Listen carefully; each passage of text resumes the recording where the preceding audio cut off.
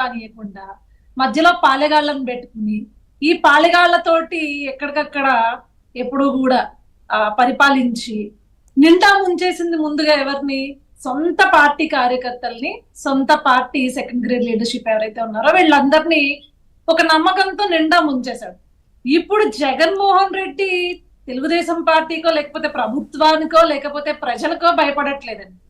వైఎస్ఆర్సీపీ పార్టీకి సంబంధించిన కార్యకర్తలకి ఆ పార్టీలో ఉన్న నాయకులకి భయపడుతున్నాడు. అందుకే ఇప్పుడు పారిపోవడానికి కూడా రీజన్, పులివెందుల కోట దాటి రాకపోవడానికి రీజన్ కూడా అదే.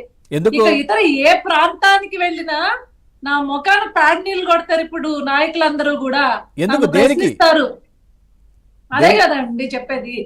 నేను కార్యకర్తలను ఆదుకుంటాను, ఆ నాయకులను ఆదుకుంటాను అని చెప్పి వాళ్ళని బండబూతులు తిట్టేలాగా ప్రేరేపించి, అదే విధంగా ఇప్పుడున్న అధికార పార్టీలో ఉన్న మహిళల దగ్గర నుంచి సోషల్ మీడియాలో పనిచేసే ప్రతి ఒక్కరిని వేధించే విధంగా వాళ్ళని పురుగొలిపి, అదే విధంగా గ్రౌండ్ లో అన్యాయాలని అక్రమాలని మీరు ఇష్టం వచ్చినట్లు చేయండి, నేనున్నా వెనకాల మిమ్మల్ని ఎవరు ఏం చేయరు అని చెప్పేసి వాళ్ళకి ఒక భరోసా ఇచ్చారు. వాళ్ళు కూడా కాలకేయుల ముఠ కాబట్టి పాపం మా కాలకేయుల నాయకుడు చెప్పిన మాట విని రెచ్చిపోయిన తర్వాత ఈ రోజు వీళ్ళు పాపం అర్థం చేసుకోవాల్సింది ఏంటి అంటే, గతంలో ప్రభుత్వంలో ఉన్నప్పుడే ఏదైతే న్యాయస్థానాల్ని అదే విధంగా జడ్జిలను తిట్టిన కేసులో చాలా మంది వైఎస్ఆర్సీపీ పార్టీకి సంబంధించిన నాయకులు అరెస్ట్ అయ్యారు, అదే విధంగా కార్యకర్తలు అరెస్ట్ అయ్యారు. వాళ్ళనే కాపాడలేనాడు, వీళ్ళని ఎలా కాపాడతాడు అనుకుని వీళ్ళు రెచ్చిపోయారో గత 5 ఏళ్ళుగా అర్థం కాలేదు.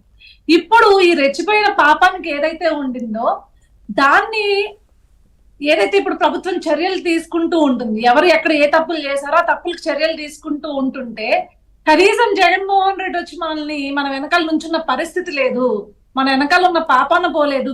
కనీసం కింద స్థాయి నాయకుల దగ్గర నుంచి ఎమ్మెల్యే కంటెస్ట్ చేసిన వాళ్ళు ఎవరు కూడా మనల్ని పట్టించుకోవట్లేదు అని చెప్పేసి ఒక క్యాడర్ అంతా నిరాశ, నిస్పృహలతో, ఆక్రోశంతో, ఆవేదనతో ఉన్నారనమాట. మీరేమో ఇవన్నీ చెప్తున్నారు, జగన్మోహన్ రెడ్డి ఏమో మరి నా బాధ ఎవరికి చెప్పుకోవాలంటున్నారు ఆయన.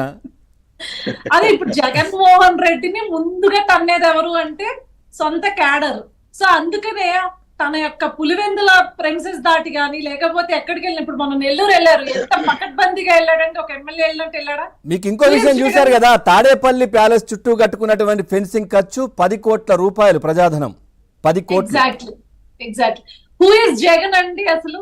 ఒక ఎమ్మెల్యే. ఇప్పుడు right now he's after all ఒక MLA. Okay, of course ex CM అయి ఉండొచ్చు, కానీ ఒక ఎమ్మెల్యే ఈ రోజు హెలికాప్టర్ లో వెళ్ళి పకడ్బందీగా తన చుట్టూ తను ఎవరైతే నమ్ముతారో వాళ్ళని మాత్రమే పక్కన పెట్టుకుని కనీసం ఏ కార్యకర్తల్ని కలవాలా, ఏ నాయకులు వేరే ఇతర ఏ నాయకుల్ని కలవాలా, ఎవరైతే తన అడుగులకు మడుగులొత్తుతారు అని అనుకుంటాడో లేకపోతే తను ఏదో కొద్దో గొప్ప చేశాడు అనుకుంటాడో ఆ నాయకుల్ని పెట్టుకుని సేఫ్ గా వాళ్ళని ఫెన్సింగ్ లో పెట్టుకుని వెళ్ళి వచ్చేసాడు.